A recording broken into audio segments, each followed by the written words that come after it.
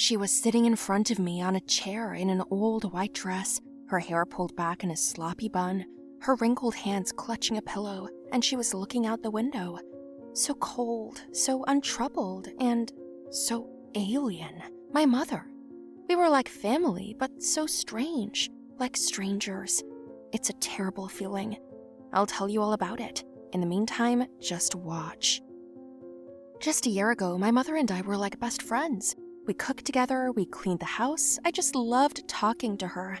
We were always discussing things, laughing and cracking up at each other. All of this is memorable to me. Even my friends would say, "What a cool mom you have." And she was. I had a lot more in common with her than I did with my father. You know, he's a cheapskate. He's always skimping. He's never happy. He won't give me anything extra. I don't know how she lived with him. And then my grandmother, my mother's mother, died. She took it hard, harder than any of us. And then one day, when I woke up, my mom wasn't home. I looked everywhere for her. First, I called her phone, but she wasn't answering. Then I found her car was gone from the yard. I called my dad, and he said, "I'm sorry, honey, but Mom's not coming back." What? What are you talking about? Did she go somewhere? I asked, but Dad said Mom just packed up and took off. She said she was leaving you to me and for me to say goodbye to you instead of her. She said she realized she wanted to live for herself and didn't want to see you or me anymore, Dad said. I couldn't believe it. Anything but that. My father came home and showed me a farewell video message where my mother said she was leaving my father and I for good. Can you imagine how my world shattered? I refused to believe it for a long time. I called her until my mom turned her phone off. Then secretly from my father, I went looking for her. My babysitter gave me the idea. Oh no, don't think so. My nanny always loved me and so did my mom. Nanny was always on our side, protecting me from my father if he came home drunk or started yelling at everyone. She became a second mother to me, and if it wasn't for her, I don't know how I would have coped at all in such a situation. The nanny told my father that we were going to visit her sister for a couple of days, and we went in my mother's direction. The nanny asked where to go, and I had no idea.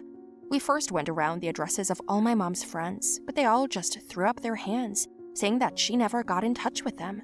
Then we went to the country house, where we visited neighbors, acquaintances, and in general, anyone we could. By the end of the day, I sat down to eat and cried. My babysitter hugged me. Thank you. If it weren't for you, no one would have helped me so much. It's nothing, sweetheart. You know how much I love you. And I love you so much. My mom loves you too. I wish the three of us could live together, but I'm afraid that I won't find her. Is there a special place for you? What do you mean? Nanny got me thinking and remembering a cottage near the ocean. We'd always dreamed of moving there together, in a small but cozy house with a view of the ocean. That's right. She could be there somewhere, and I wasn't wrong. The babysitter and I drove most of the night. She woke me up in the morning. We're here. While you were sleeping, I found some small houses, so I thought I'd wake you up to see, Nanny said. I got excited, and we went from one house to another, showing my mother's picture, until an old lady opened the door. She was old and blind. I know her. She's my neighbor. My deaf and dumb daughter takes care of her. You can go to that house and see. But from the looks of it, you're her daughter, aren't you, girl? She asked. It even made me feel creepy because she was blind, but it was as if she was looking me straight in the eye. She held out her hand to the babysitter and accidentally spilled her tea. What are you doing? Are you completely blind or something? My nanny yelled. It was the first time I'd ever seen her yell like that, yelling at someone. Nanny, what are you doing? She's blind, I said in a calm voice, and Nanny mewed. Yes, sorry, I guess I'm tired from the road. Excuse me, ma'am, I'll go change for a while, okay? She said. Nanny went to the car to change. Be careful, she's not who she says she is, Grandma said.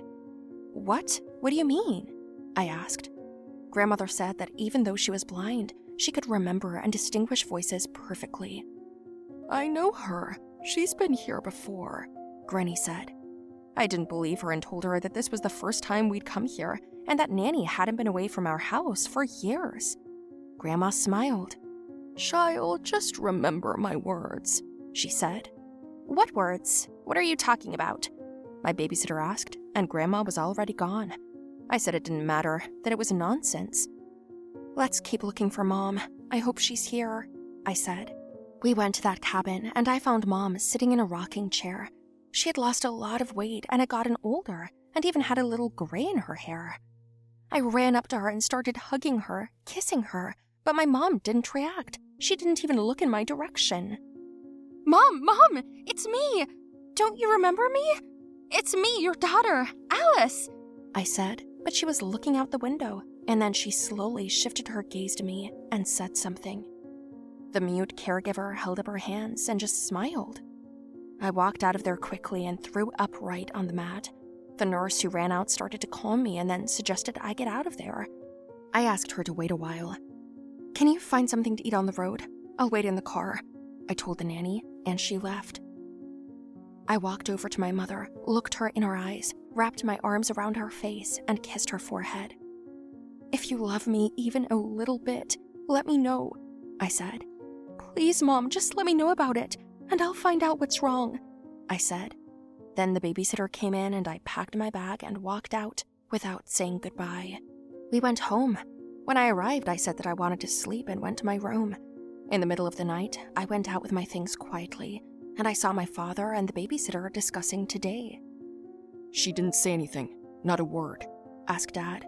Nanny nodded her head. Yes, love, now we can live in peace. She won't say anything to anyone. Alice is deeply offended by her, said Nanny, and kissed him. Then my father saw me. What? What are you doing here, honey? Said Dad, and Nanny got excited, wanting to come over to me. One more step and you'll both go to jail, I shouted. What are you talking about, honey? It's not like we did anything wrong. Let's talk calmly. What did your mom say to you? I saw it all myself. That's enough for a motive. So what? Do you want to go to her? Go! She's crazy, almost paralyzed, and has no money. How are you going to live with her? Better than with you and that traitor.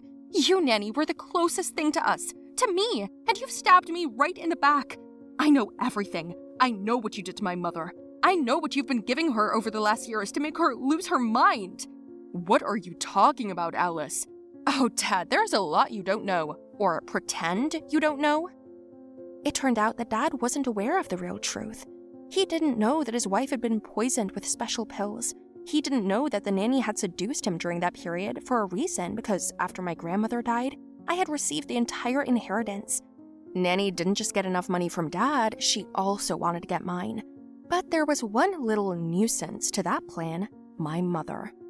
All this time, she was being fed tranquilizers with her food to keep her in a vegetable state. But luckily, that grandma next door loved her, and she and her daughter hid all the drugs that my nanny had brought for my mother. I told my father not to even dare look for us, that I didn't care what happened to him or between him and Nanny, but I wouldn't let him give my part of my due inheritance to that rat. I closed the door and went to my mother's house. She greeted me differently then. God, how glad I am! That thing threatened me. She said if I told you, she'd kill you. I had no way out. I found some good people and they helped me to recover, to clear the poison out of my system. I'm sorry I put you through that, Mom said, crying. But the main thing is that it's all behind us, right? What happened next? Mom and I went home, only with the police this time. The grandmother and her daughter got all the pills the babysitter was passing around. They testified against her. The nanny was arrested for fraud, my father for aiding and abetting, and that's the story. Hi there, my name is Eliza. I had a huge shock not so long ago, and it made me really nervous. It's all about my sister, or rather, the fact that my parents deprived me and left me with nothing. This is so unfair. I think you understand me, because many of my friends also do not get along very well with their brothers and sisters, but I have a slightly different case, because we are not related. Well, in general, now I will tell you everything in more detail. While you watch, do not forget to like the video, subscribe to the channel, and be sure to write your opinion under the video. I'll read them all. As I said, I have a sister, and she is my half-sister. How did this happen? I was born the only child in the family. We have never been very poor. On the contrary, I always got everything I wanted. My parents spared no expense on me, but in return, they both worked hard and spent almost no time with me. At first, I was worried about this, But then I got used to it and even found advantages in the fact that they were not around. They bought me everything. No birthday or Christmas passed without me getting gifts. When I grew up, the amount of expenses increased. And so, on the last recent holiday, they gave me the car that I asked for. Yes, I was very happy. We were going to get together after Christmas and celebrate the holiday properly. Our maid prepared the food, I dressed up and waited for my parents for dinner. The doorbell rang in the house. I ran to open it in joy and saw a girl I didn't know. She was a little older than me, and she looked cocky and overconfident. I didn't like the look of her, so I asked her what she wanted, and she came into the house, sat down at the table, took off her gloves, and introduced herself. "My name is Ariana. I'm your sister," she said. These words sounded like a threat, and I thought it was some kind of stupid joke. It can't be, because I was the only one in the family. I told her to get the hell out of there to avoid trouble with the police, and then she said she wasn't going anywhere, that her father would come and explain everything. Then the doorbell rang and my parents came in. They reacted to Ariana as if they had known her for a long time. I realized that I was about to have a long, unpleasant conversation. My father kissed us, my mother sat down next to me, and they told me that Ariana would now live with us because she was my half-sister. Her mother recently died due to illness, so now she will live with us because she is my father's daughter. I gave my mother a surprised look, and she looked as if she'd accepted the news long ago and wasn't even the least bit embarrassed. I was so angry. What kind of right does she have to just barge into my house and pump my license? Ariana began to eat and then said that now she would choose a room for herself and she moved in next to me. The staff brought her suitcases and I realized that this is really not a prank, that this is real. My spirits sank at once. I asked my father how it happened, and he said that he used to be married, that my mother is his second marriage and she knew about it perfectly well. In short, only I did not know. As soon as I imagined that I would now have to see her face every day, I felt sick. But it turned out that the worst was yet to come. Somehow a week passed, we kept bumping into each other in the bathroom. She spent hours making up, washing, and it bothered me. In general, I tried to pretend that she wasn't there. She didn't want to talk to me either. Ariana would kind of accidentally push me. I always did stuff in return. She came to my school and tried to get all the attention. She wagged her tail in front of all our boys at school, pretended to be pretty in front of the teachers and my friends. They even doubted at some point that she was so bad, as I said. She managed to be the best in her class, but not in mine. I didn't let her. A second week passed, then a month. I shared this news with my friends and they just sympathized. Well, after Christmas, my father gathered us all together again for dinner, and there was another conversation to be had. I was sitting in a bad mood and sarcastically asked, "Is there another child behind the door?"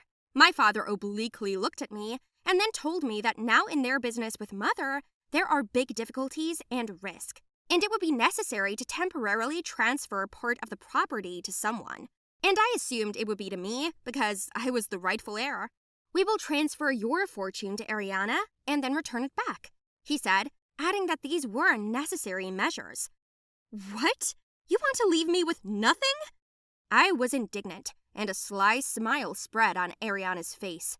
My parents immediately tried to calm me down, but I didn't even want to listen. You see, Ariana is already of age. She has no loans, no debts, and she has almost nothing to do with our family. It still didn't calm me down. Can't my parents see how mean and cunning she is?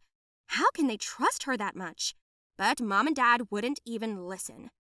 The very next day, a lawyer came to us and they gave my entire fortune to her. I was ready to explode. And Ariana was even more smug. I said through my teeth that I wouldn't let them take everything away from me. So she whispered, "I've already taken everything," and then went to her room. She then took the keys to my car and said that it was hers now too. My father didn't even want to hear about conflicts. He insisted that we should be friends with each other. But I didn't need such a nasty sister. And what do you think happened next? After a couple of weeks, we had strange purchases in the house. She ordered new furniture, sold my car, and bought another one. Ariana did not deny herself anything. But why did I see everything and my parents didn't? In the end, I asked for help from a lawyer. hired him for the rest of my money, and he said that everything was legal and that nothing could be done. Now Ariana is the official owner of everything that was mine. I cried nonstop. My mother just said it was temporary, but I didn't believe them. And while Ariana spent my money, I did not understand how I would continue to live. And then a letter came to us. I saw it first. It was addressed to Ariana. It turned out to be from a lady. I opened it and found out that her mother was actually alive, that she moved to live in a neighboring city and is waiting for her daughter. Can you imagine? They decided to pull off such a scam. I immediately took the letter to my father at work. Dad saw it, read it, and said nothing but, "Go home." I came home outraged and upset, ready to kill my sister. In the evening, some people came to us. They signed something, discussed it, and Dad said that their capital was empty. And then they left, taking something in an envelope. It seemed to me that my whole world had collapsed. I sat down in the room and stupidly sobbed. I was now basically homeless. Then Ariana, Dad, and Mom came into my room. They started to calm me down, and Ariana said, "Calm down. Can I take my fee now?" she asked. My father handed her the same envelope as the other people, and she signed it and kissed me. "Don't worry, they'll explain everything to you," she said, and left. In general, it turned out that she was a hired actress who was supposed to play my father's daughter for the tax service. In general, I didn't quite understand this business, but she left my inheritance to me and left. Business improved, the case turned out well. I almost went crazy from such a circus. Well, what wouldn't you do for business, right?